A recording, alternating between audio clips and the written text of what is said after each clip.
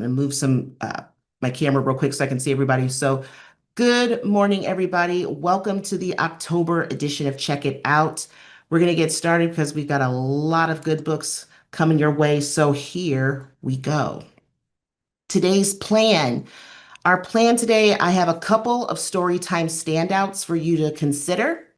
I also have some second and third grade books, some early readers, picture books and board books, children and teen nonfiction, or actually this month it's just mostly children's fiction, so pardon that disclaimer there, or pardon that mishap there.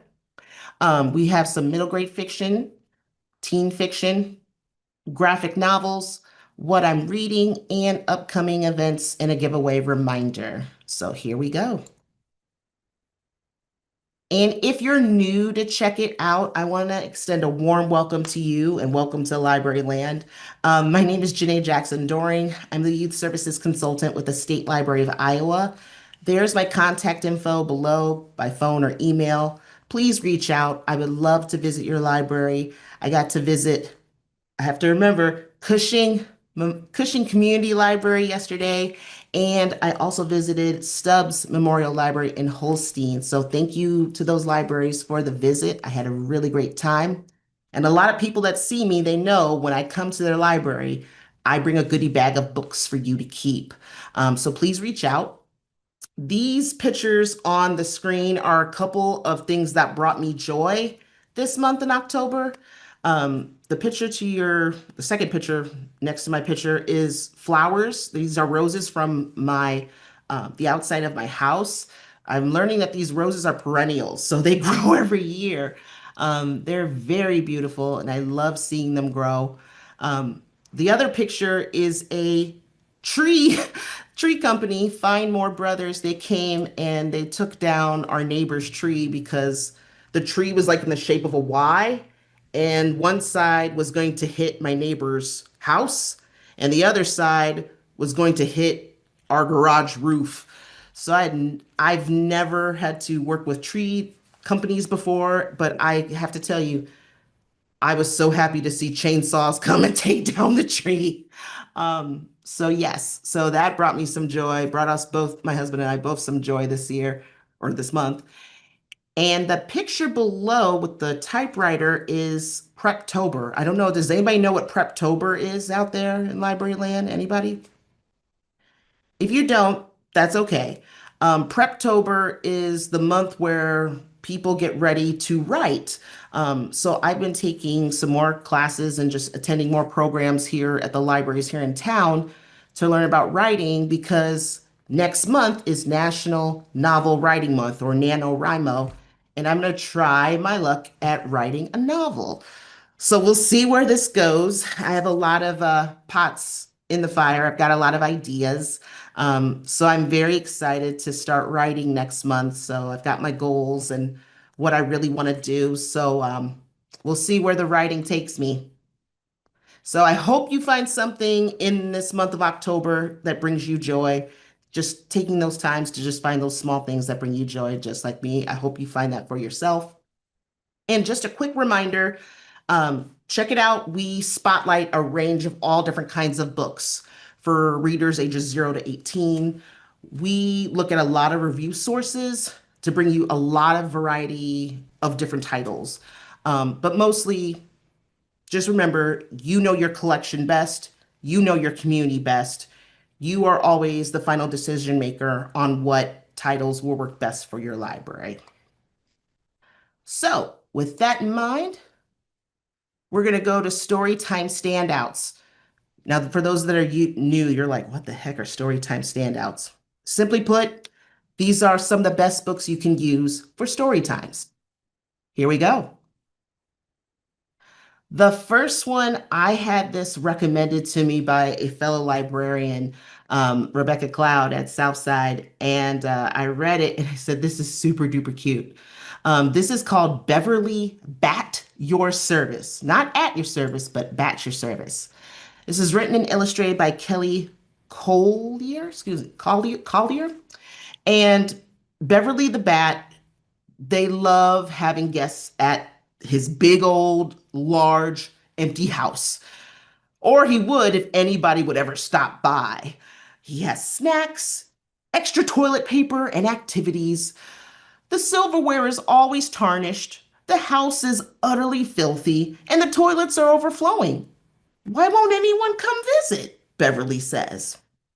Then, one day, a human family moves in, and Beverly is excited. People, yes, woohoo! Beverly studies up and reads the book A Good Host's Guide to Entertaining and rolls out the welcome mat by writing a welcome note. Although to the guests, the welcome note that's on the mirror is written in red and it looks really creepy to them. But Beverly's not she's not sad, or he's not sad about it. Beverly fills the house with rotten eggs. I mean, ew, they rotten egg. That's what the book says. Grandma's favorite. And the guests are just grossed out. Beverly even cooks bologna, like spaghetti with millipedes for dinner. And that picture down below is the family freaking out over the millipede dinner, and they run out the house. This is adorable. I loved this book. This would be perfect for a first through third grade elementary school visit if you're needing something to read to those older kids. The illustrations are fun, they're clever. This is so adorable. Perfect for that Halloween season. This book I came across yesterday at my visit to Stubbs Memorial Library. So thank you to Emily for recommending this. This is an oldie but a goodie, but this is called There is a Ghost in This House. This is written by Oliver Jeffers. And this is an utterly unique picture book because it has interactive, transparent pages. And it's about a girl who lives in a haunted house, but she has never seen a ghost. Have you ever seen a ghost? Do you know what they look like? She says. And she says, are they white with holes for eyes? Are they hard to see? And it's pretty cool because the pages are so transparent. So you see on one image on the left side of the spread, the girl, and she's only in color, and there's black and white images. And then you turn the page, the transparent page, and you see the ghost interacting and answering her questions. But the girl is looking for the ghost, and she searches for the ghost under the stairs, behind the sofa, in the attic. I love this. This is just clever, well done. The illustrations are beautiful of the ghost. And I really like the image, the illustration of the girl. Just she's in color, like with their turquoise hair and the yellow and the black and the gray. Um, if you want a unique story time, consider There's a Ghost in This House.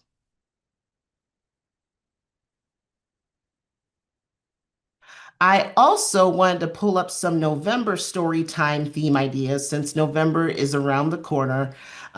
So if you're planning ahead and planning in advance, these are some story time theme ideas you can consider.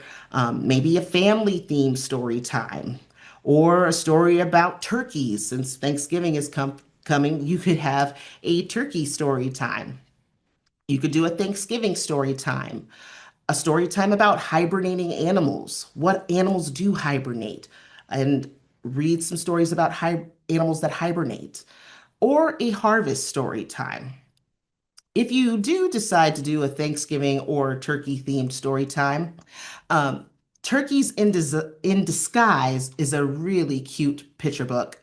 This is written by Cynthia Platt and illustrated by Josh Cleland. And the book starts out with, it's Thanksgiving Day, and if grown-ups have their way, there'll be a turkey in the oven, there'll be a turkey on a tray. So it's a rhyming picture book, but these kids notice that Farmer Bird wants to cook a turkey, and they don't want to see those beloved turkeys become a Thanksgiving dinner. So the kids use creative disguises to hide the turkeys from the farmer and the grandma for Thanksgiving Day. So that way they don't end up on the Thanksgiving table. And the kids dress the turkeys up as flowers. Um, so they're hiding it like in plain sight as feathered blossoms.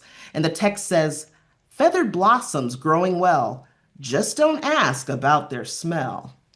Another turkey is dressed up as an astronaut, and then there's another turkey that's dressed up as a sparkly unicorn. And since Farmer Bird can't find any birds to eat, the kids all instead have a vegan Thanksgiving with the saved turkeys. So everybody could eat together. This is colorful, cute, very fun, and a different take on Thanksgiving. Okay, we're going to switch gears and we're going to turn now to second and third grade books. Here we go. I have a couple for you on tap today.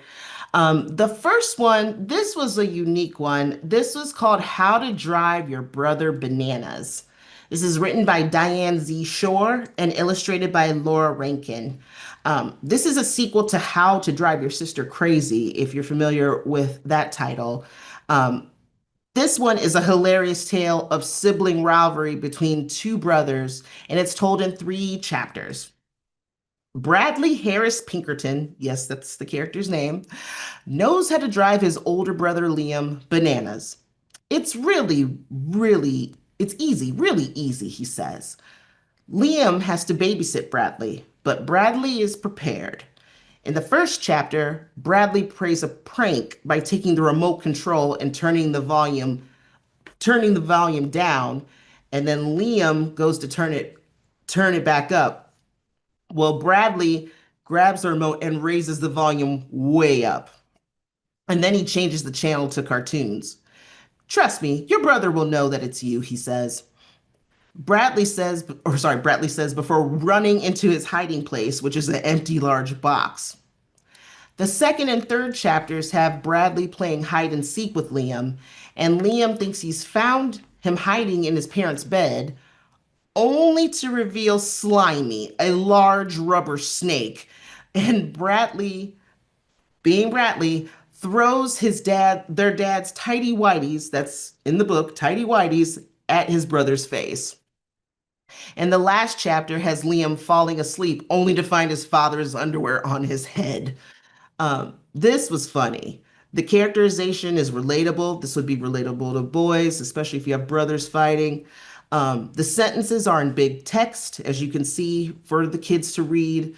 Um, and if there's a note from Bradley, it's always in italics.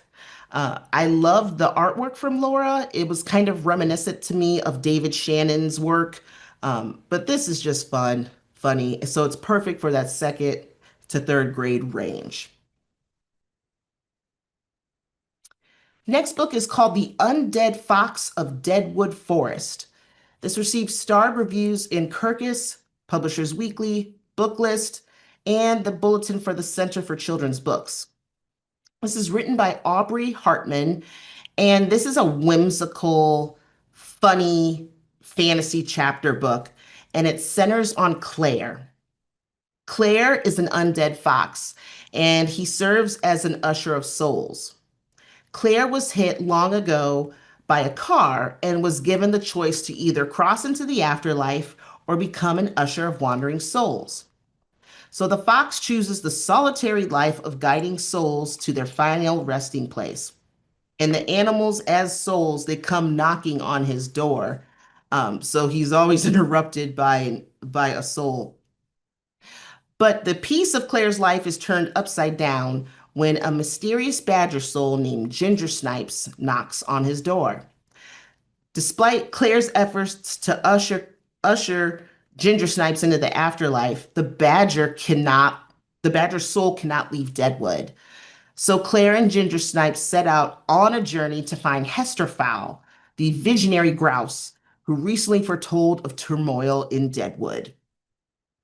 I will say the prose of the writing of this is strong, and it reminded me a lot of Cress Watercress. I don't know if anybody's read that book. It's a children's uh, chapter book.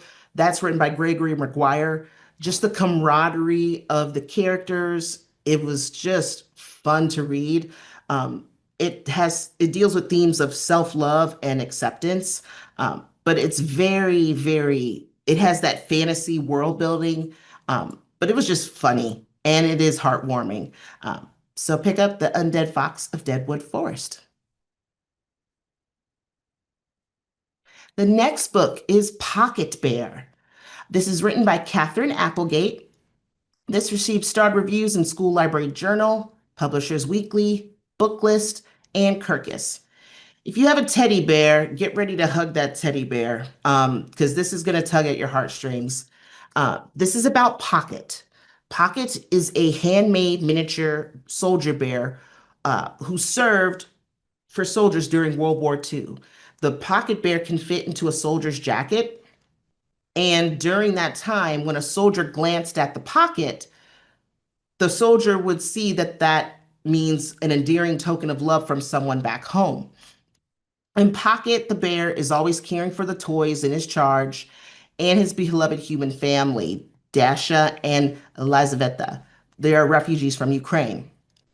And so when Corporal Z finds an old stuffed bear in the trash behind an Italian restaurant, they know exactly where to take him for his second chance.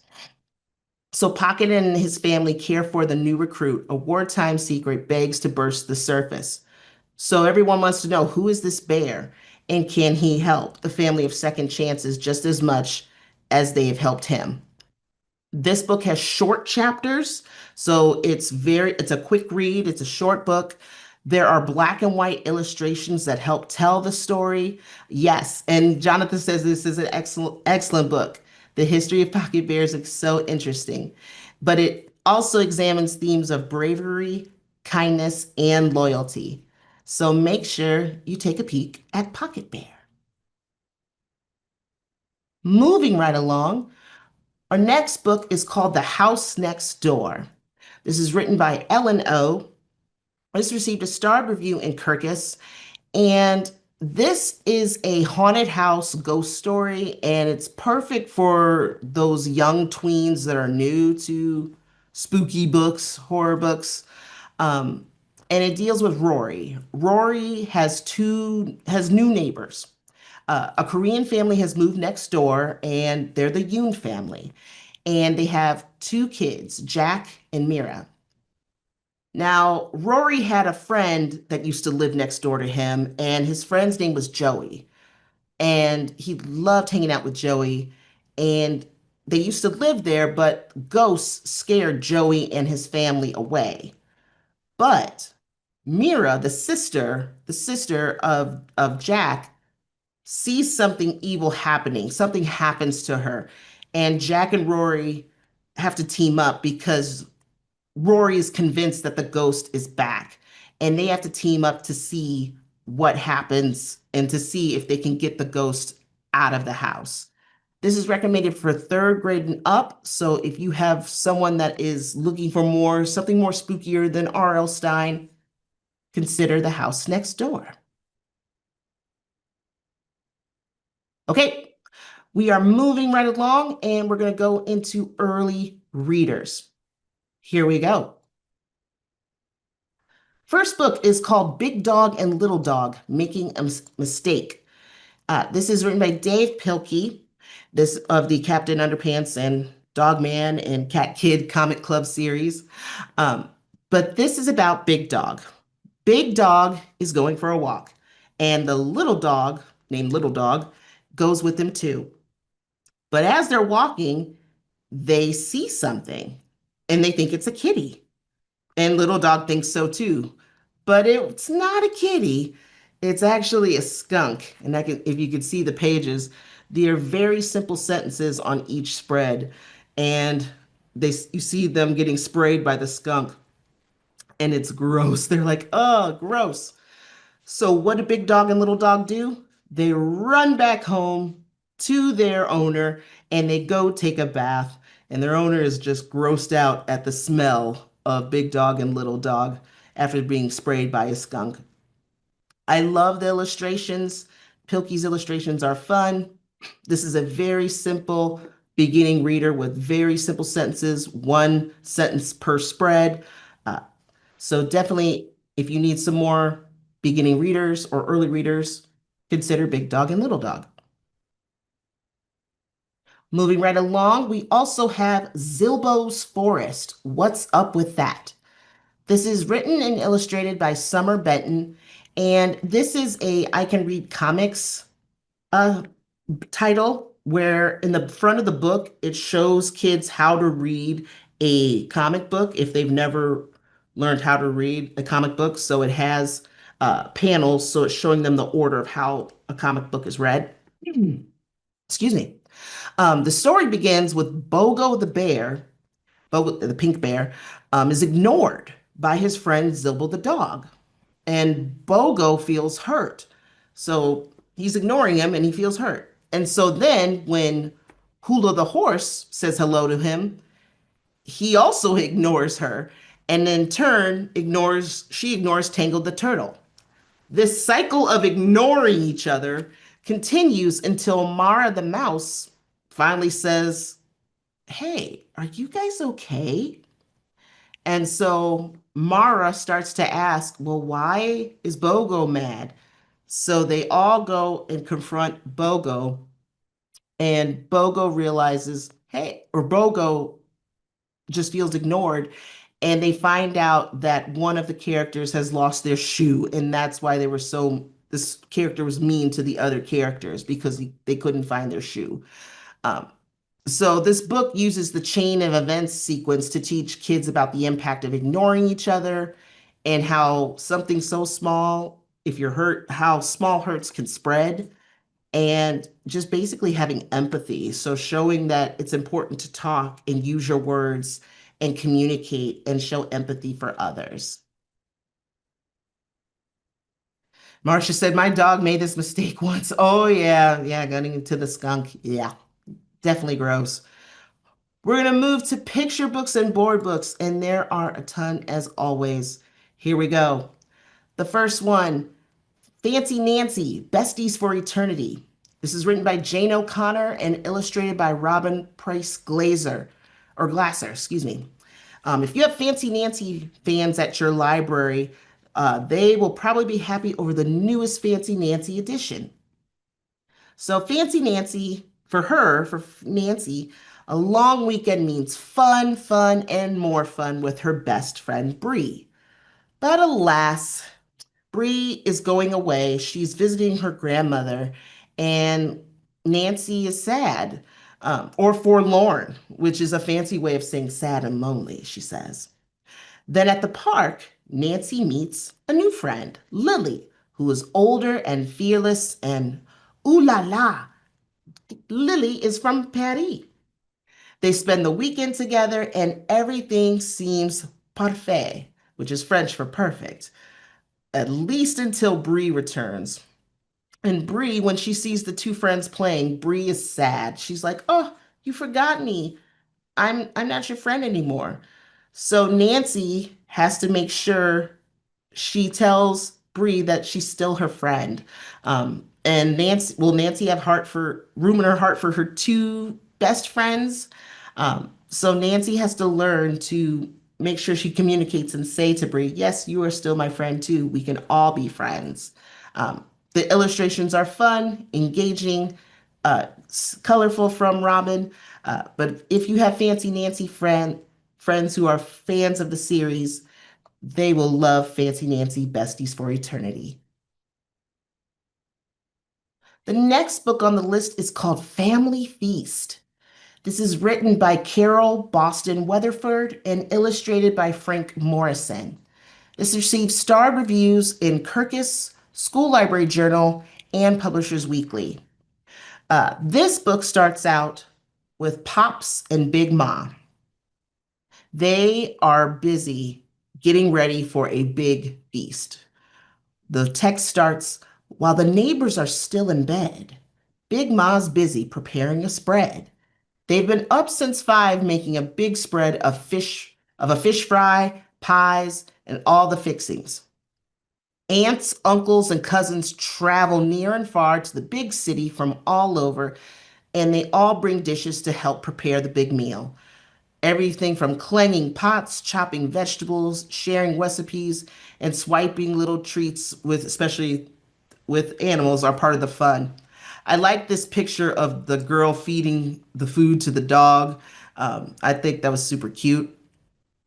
But it's a beautiful picture book about family and how food brings people together and they all get together to eat and have a special moment as a family. Throughout the book, there's a repeating refrain. Tastes like home when family meet, a bond so warm, so strong, so sweet. I love this. It's just beautiful. This could be, and it doesn't say it's like a Thanksgiving meal. It's just a family getting together for a meal. So it really shows the importance of food and family. The next book is called Catnap. This is written and illustrated by Brian Lies.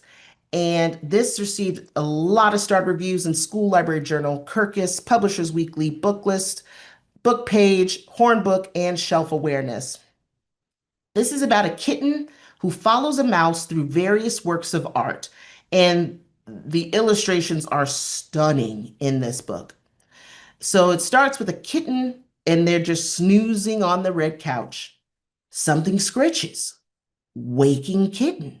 A mouse? A mouse! And the kitten, follows the mouse through all these different kinds of artwork, through the Egyptian artwork, down below to a painting and another painting.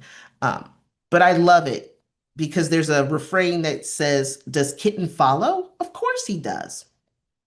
The storytelling is kid friendly. The kitten follows the mouse through all kinds of art pieces, and they're from the false door of the royal sealer Neferitu to the painting gathering mana. When kitten loses track of the mouse, the kitten um, feels lost. They feel sad.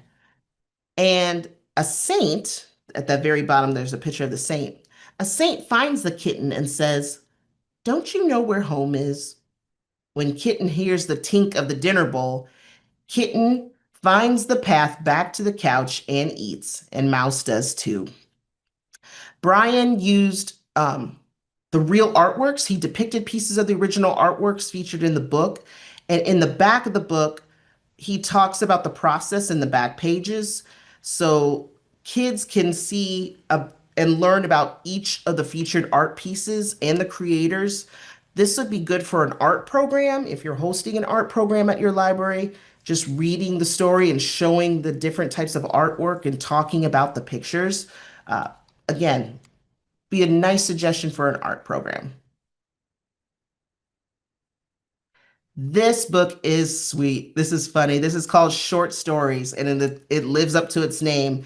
This is written and illustrated by Sylvia Barando, and this received a starred review in School Library Journal.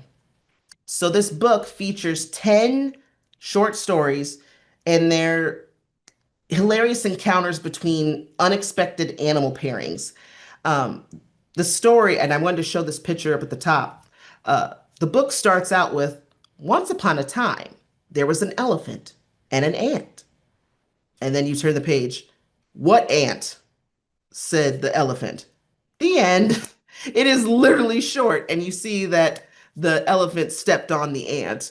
Um, I love this. This is a masterclass in wordplay and just having these very, very short tales. But I really like that the stories are short because it teaches kids that they can make a story out of anything. It does a really good job with wordplay. If you're holding a writing program, you could read this book to show kids how stories are written. This would be a great way to build those literacy skills with just reading this story and then having a moment where kids can write their own little short story and maybe draw pictures with it. But very funny, very engaging, and very, very short. This book is so cool to activate space. Lift Portal Here. This is the newest offering from Antoinette Portis. If you remember that name, Antoinette Portis wrote the book Not a Box. This has received star reviews in Booklist and the Horn Book, and I love the illustrations. It is a clever book. Uh, and I say clever because the humans in the book are the aliens, and kids are introduced to Zerk and Blurg. Um, but they're not so different. But to them, you are the alien. Uh, and it says, Zerk, do you know what this means? Aliens are real. So through this portal, which is all black, you see the hands and then you see the eyes of these two aliens, and they ask questions to us humans. They ask, "Are you going to come and eat us?" And they're eager to see what kind of teeth you have. So that second spread, show us your teeth and we'll show you ours. I think that was super cute because you could just picture kids doing that. Teeth. Um, they compare home planets and they maybe team up for a prank. And once young readers show them their small teeth, they'll invite all their other alien friends to greet you as well. And it's cool because by the time the book is over, the portal starts getting smaller, and Zerk and Blurg at the end of the book are friends with us humans, us aliens. Um, but I love the use of color. I love the portal to show how big and small it is. This is a colorful and very thought out book. Very, very fun.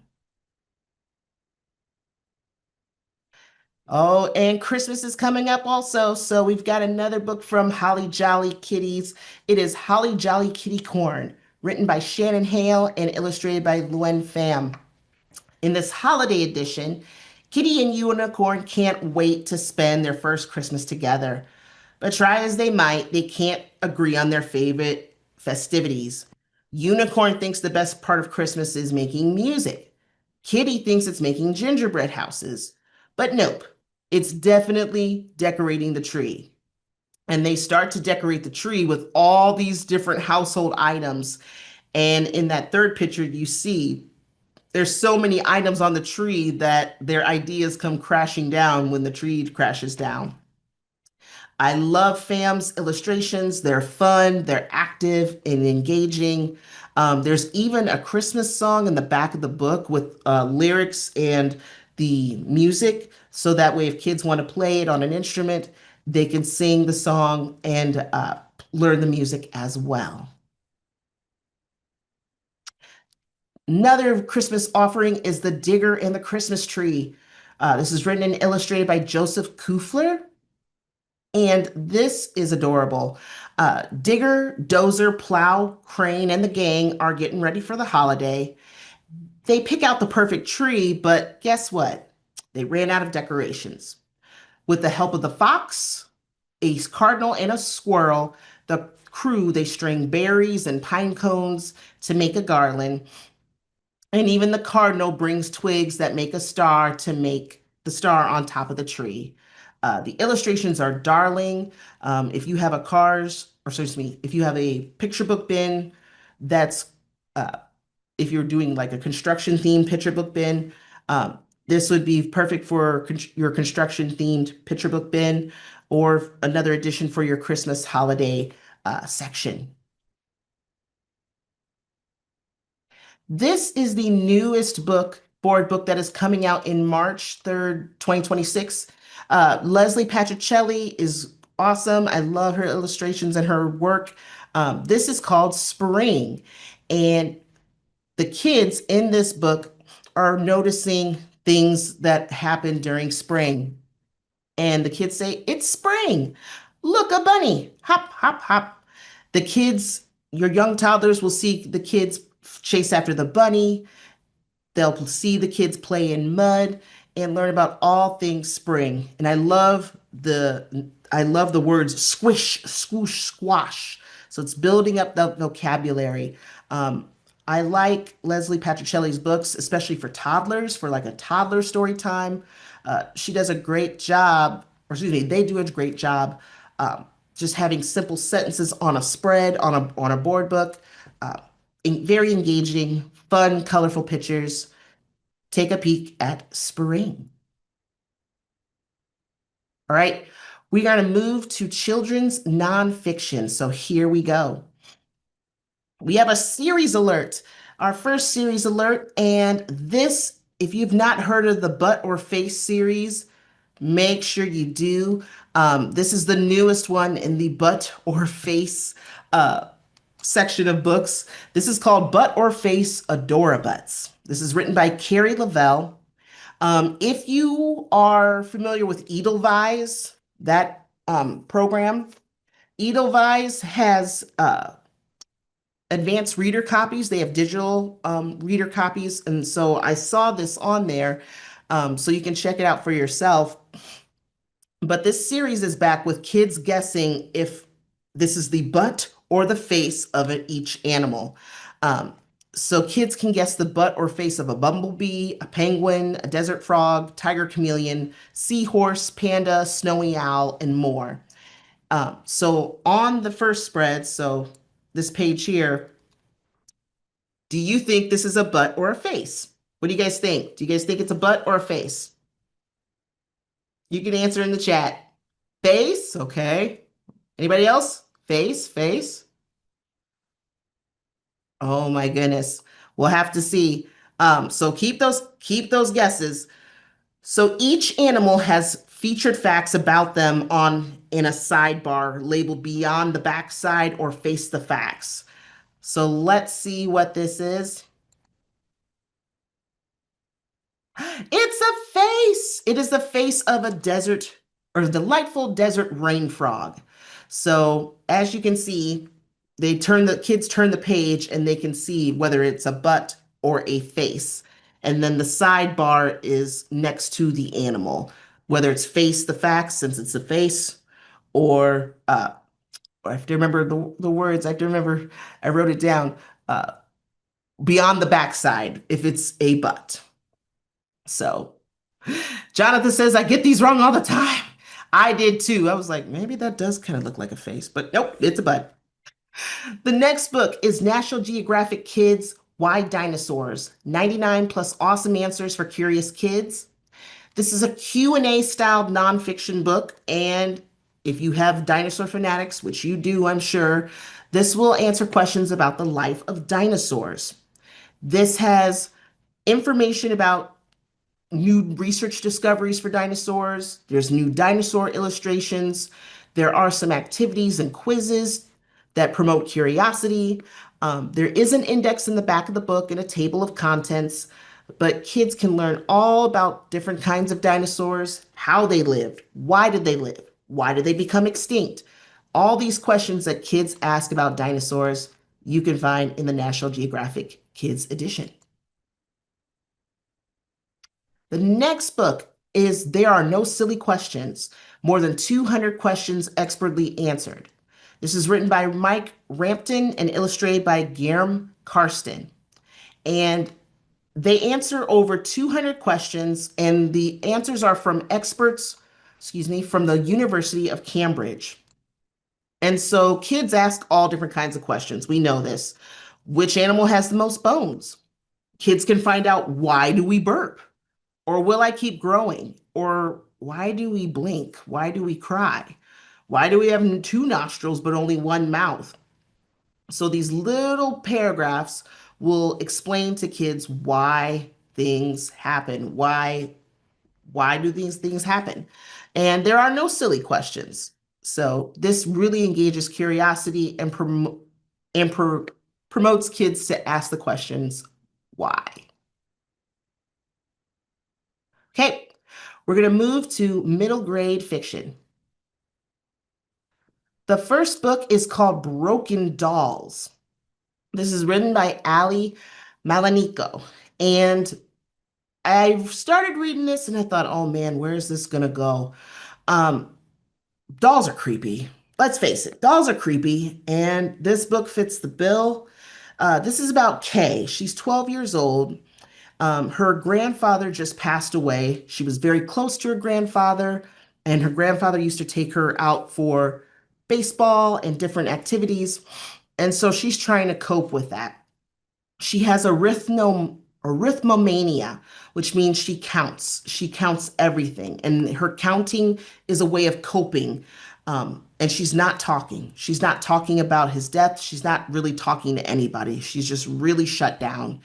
Her six-year-old sister Holly is dealing with his death too.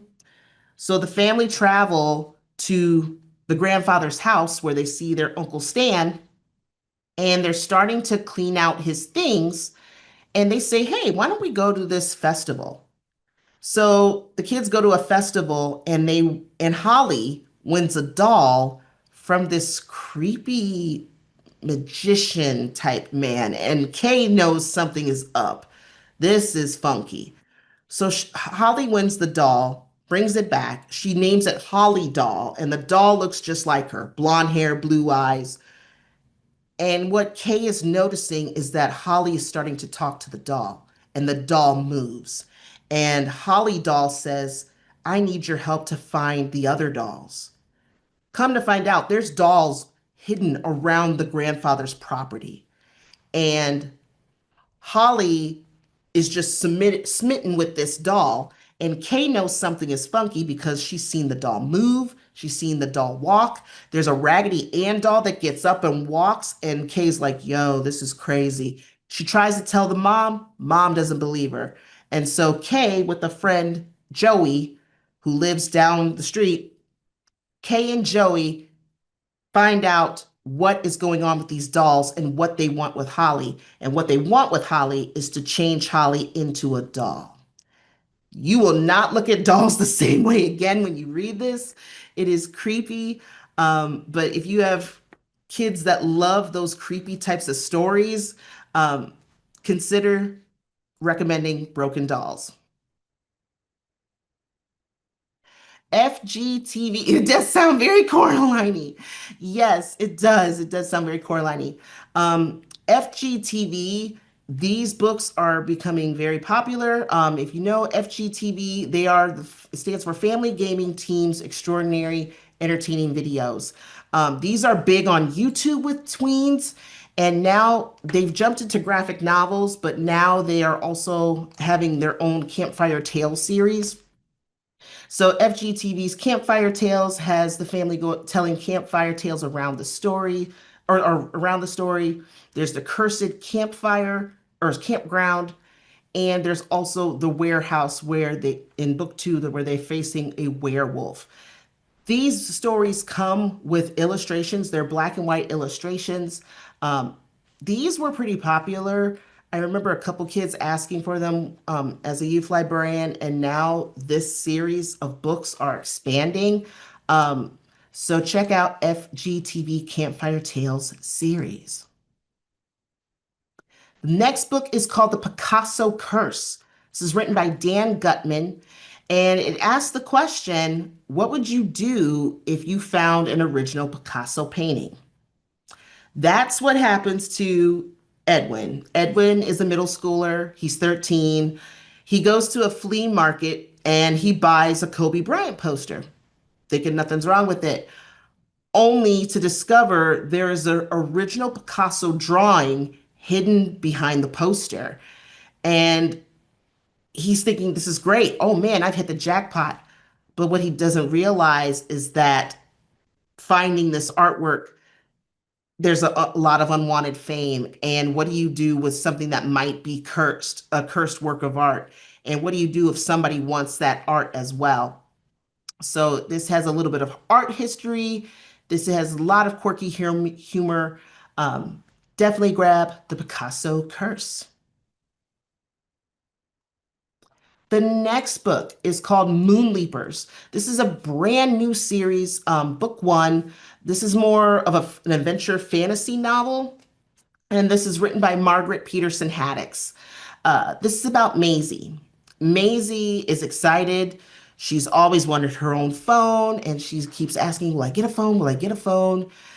And she finally gets a phone. Her mother gives her a phone, and she's like excited, but kind of shocked because she didn't think she was going to get one. And it's a hand-me-down from her great Aunt Hazel. But something's funky with this phone. The weird texts start arriving on her phone. And Maisie realizes something's wrong, and she's learning that she's inherited Great Aunt Hazel's role with the Moon Leapers. And the Moon Leapers are a secret organization that influences past and future to change history. This is reminiscent of Aaron and Trotta Kelly's The First State of Being. I loved that book because of the time travel from 1999 to the future. If you like sci-fi, fantasy, adventure where there's time change, Moon Leapers would be your next read. Okay, we got teen fiction, and I'm looking at the time, so I'm going to try to get through these as quickly as I can. First book is called We're Not Safe Here. This is written by Rin Chupico. This will be released November 4th, and it's received a star review on School Library Journal. This is a creepy tale. It's told in as an epistolary novel. For those of you, epistolary means told in letters, but it's also told in video transcripts, radio shows, and message boards and emails. It follows a young man named Storymancer, 17-year-old. He's a vlogger living in Wispy Falls. The only kicker is everyone knows that no one ever leaves Wispy Falls, and people go missing in this town all the time. But Storymancer's concerned because his brother Lee has gone missing, and Storymancer is desperate to find him. But nobody wants to go into the forest's edge, and no one no one wants to go into the forest edge since there's cryptids and monsters. What's and what starts as a tale of a young man trying to find out what happens to his brother morphs into something else altogether. There are twists and turns through this story, and it is creepy, just creepy and disturbing. Can everybody see the slides okay? I just want to make sure. There was someone saying that they can't see the slides. Okay. They're good. Okay, because someone was saying they can't see, so I just wanted to double check. The second book is called Hazelthorn. This was awesome. Written by C.G. Drews. This received star review in School Library Journal. I love this book. This is a modern day Gothic LGBTQ horror book, and it focuses on Evander. Evander is 17. He's reclusive. His parents died in a car accident, and he is forced to take medicine. He takes medicine a lot. He's autistic, and he lives under the care of his rich guardian, and he lives by three rules. His uncle says, or sorry, the guardian says, don't leave the estate, don't wander in the gardens, and don't hang out with Lori. Lori is Evander's friend. Growing up as kids, they were friends, but Lori tried to kill Evander years ago. And Byron is his guardian, Evander's guardian. And Byron ends up dead. Evander talks to him and says, hey, I think I'm okay. I'm able to go outside and do these things. And Byron says, no. And after drinking tea, he starts to have thorns come out of his mouth and he just like falls down and collapses and he's dead. And so now Evander is the heir of the fortune and of the estate. But Lori Lori is teaming up with Evander because they realized Byron was killed. Byron was murdered. And these two have to team up before Evander is next. There are themes of ableism, body horror. It is very atmospheric, it's very psychological horror. Um, if you've ever read the book Don't Let the Forest In, I think this is better. This was so much better. I love Don't Let the Forest In, but Hazelthorn, there's something about it. It's just awesome. And there's a mix of romance in there too. Uh, so check it out. The next book is called Cold Wire. This is a new dystopian series, and this is book one, written by Chloe Gong. And this book has how should I put this? To escape rising seas and rampant epidemics, There's two types of society. Most society lives in upcountry, which is glistening virtual reality. Those that can't afford this virtual reality are forced to remain in downcountry. And upcountry isn't perfect. There's a Cold War that is raging between these two powerful nations, Medaluo and Hatua, and no one suffers for it more than these orphans in Hatua. And their enrollment at Nile Military Academy is mandatory. Either they serve as a soldier or they risk being labeled a spy. This deals with a lot of spies, government assassinations. It is a really, really layered story. So definitely, if you get a chance, pick up Cold Wire. I keep moving. We got 11:52, so we got graphic novels.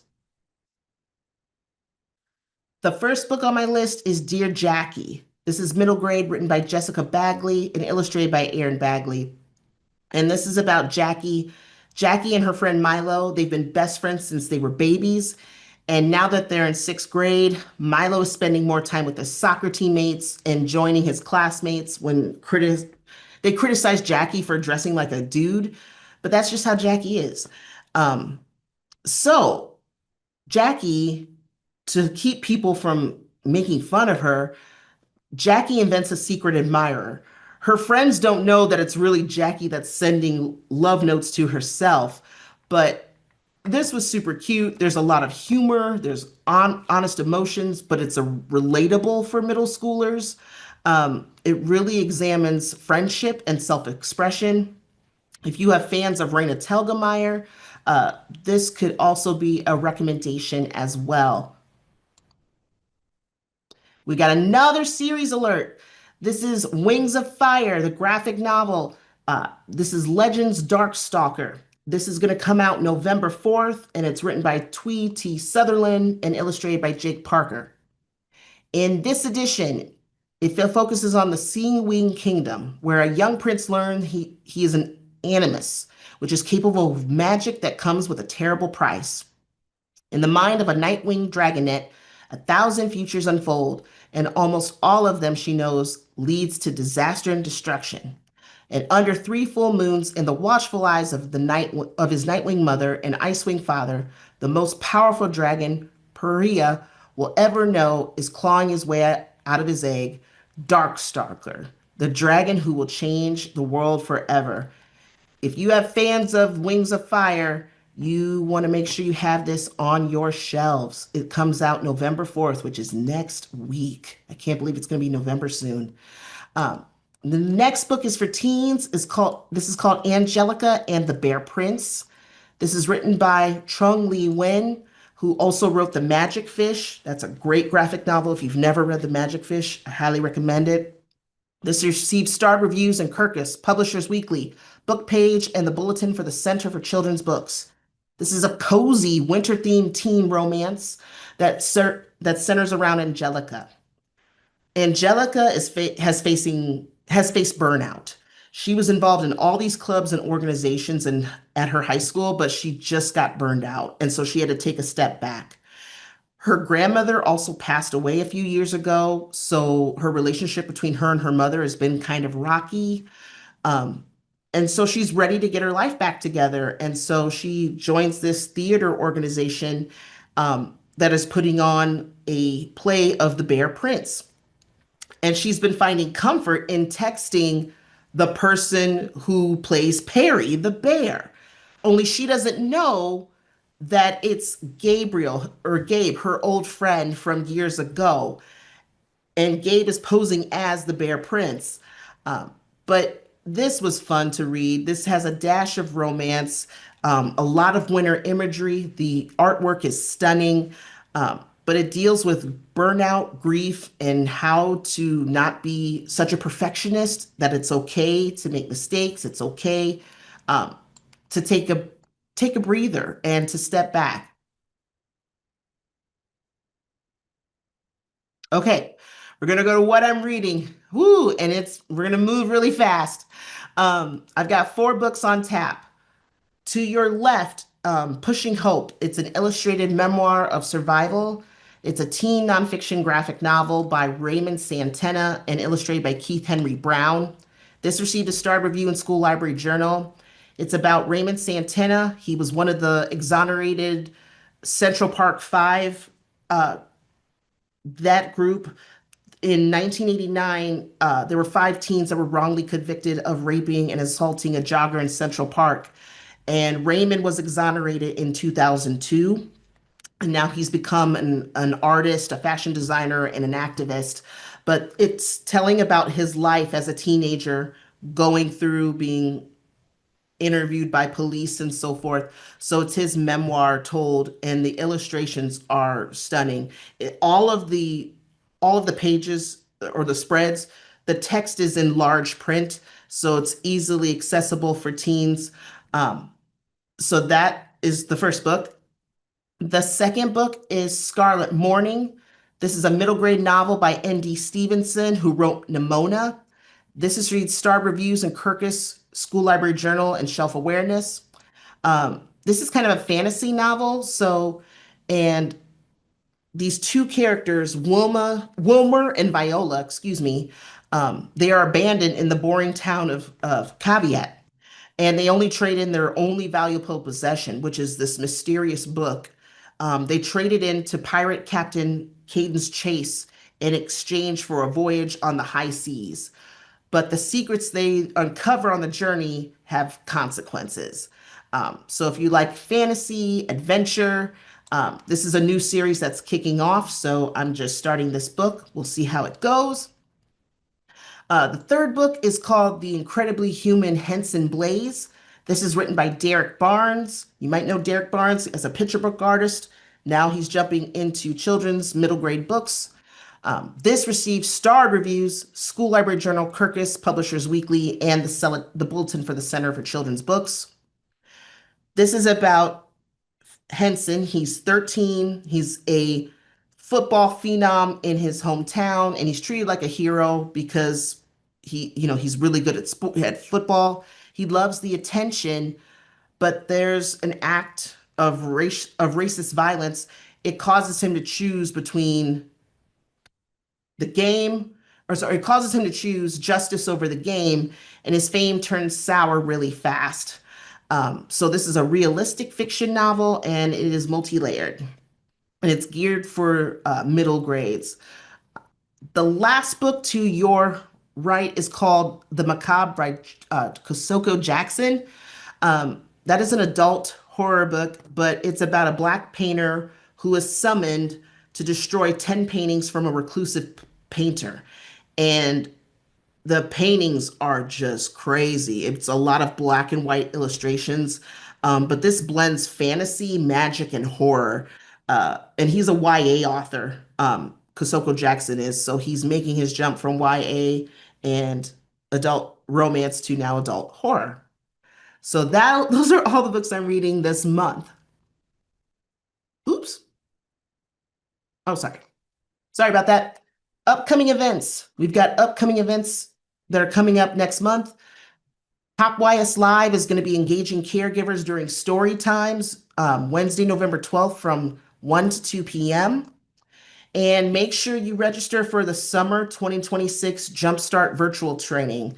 That will be Wednesday, November 19th from 10 to 11:30. We're going to go over that resource guide and give you some of the top 10 cool activities to do with kids and teens and some resources to get you started. In all of these events, you can register on Workday Learning, and they will be recorded.